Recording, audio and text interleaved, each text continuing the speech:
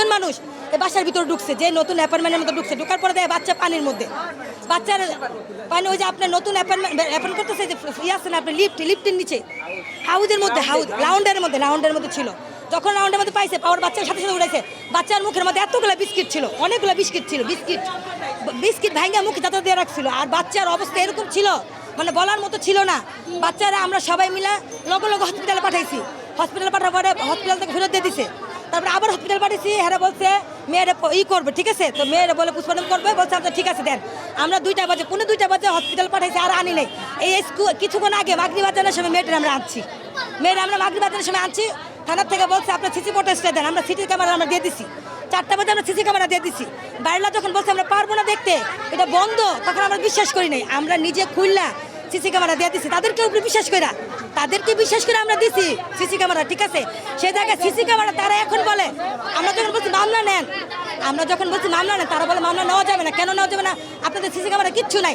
তখন বলছে CC camera না থাকে তারপরে আমরা আগে জানালেন না কেন? আপনারা আগে জানাবেন না, সিসি ক্যামেরা পাচ্ছেন না, কিছু নাই। এটা যে ভুয়া, এটা তো আমাদের আগে জানাবেন নাকি?